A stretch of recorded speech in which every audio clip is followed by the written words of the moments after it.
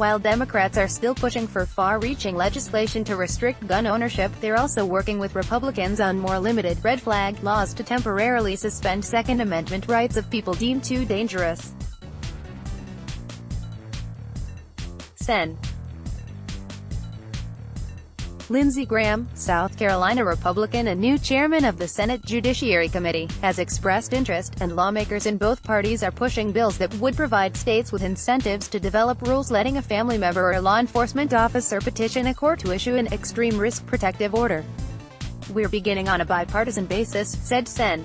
Jack Reed, a Rhode Island Democrat who is co-sponsoring one version introduced by Senator Marco Rubio, Florida Republican. "It's been adopted in several states, so this is something that has bipartisan support. I hope we can build on the current support and get it through," Mr. Rubio's home state is one of about a dozen states with red flag, or extreme risk, laws. The measures gained renewed attention in the aftermath of last year's school shooting at Marjory Stoneman Douglas High School in Parkland, Florida. Authorities admitted later that they missed warning signs that Nicholas Cruz, who has been charged with killing 17 students and educators, had a gun and wanted to hurt people. The legislation from Mr. Rubio, Mr. Reed, Sen. Angus King, Maine Independent, and Sen. Susan Collins, Maine Republican, creates a grant program within the Department of Justice to siphon cash to states that implement their own extreme risk laws. Senator Chris Murphy is also co-sponsoring red flag legislation, but says he'd like to go further. "If you pass legislation just giving incentives to adopt their own bills, that's a nice bill to pass, but that's not going to save a whole lot of lives," the Connecticut Democrat said. "If you created an actual federal protective order, that might be something substantial," Mr. Graham and Sen. Richard Blumenthal, Connecticut's other Democratic senator, did roll out legislation after the Parkland shooting that would allow a family member or law enforcement official to petition a federal court to suspend the gun rights of dangerous individuals. Mr. Graham says those discussions are continuing this year.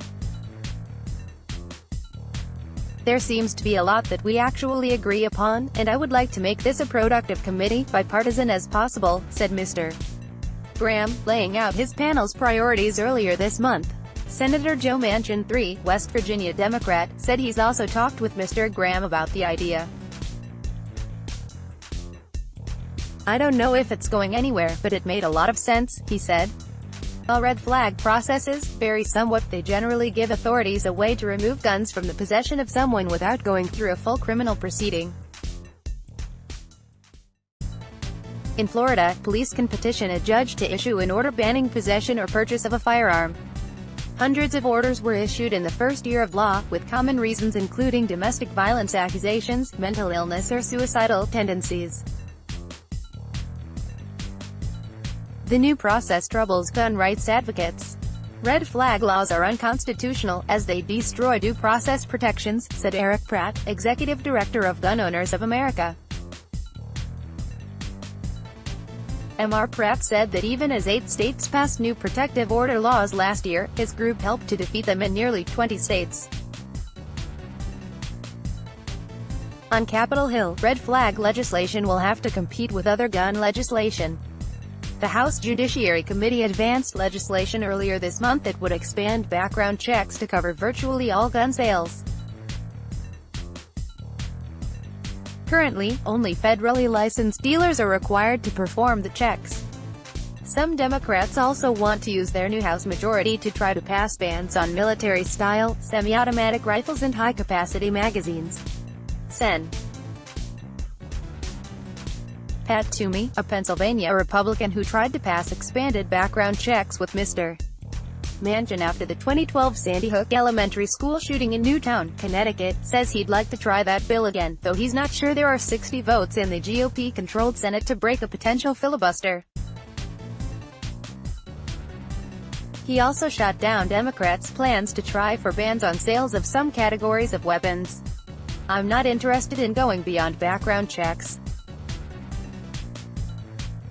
I'm not interested in banning categories of guns or other things that I think infringe on law-abiding citizens," he said. Yet Mr. Murphy said there could be pressure on some of the Republican senators up for re-election in 2020 to at least support the background check bill, which the full House is expected to take up as soon as next week. "I'm always willing to try to find places to compromise, but this is crazy. Universal background checks are supported by 97% of Americans," he said. This is political hara-kiri for Republicans to continue to oppose it. The Washington Times welcomes your comments on Spot.im, our third-party provider. Please read our comment policy before commenting.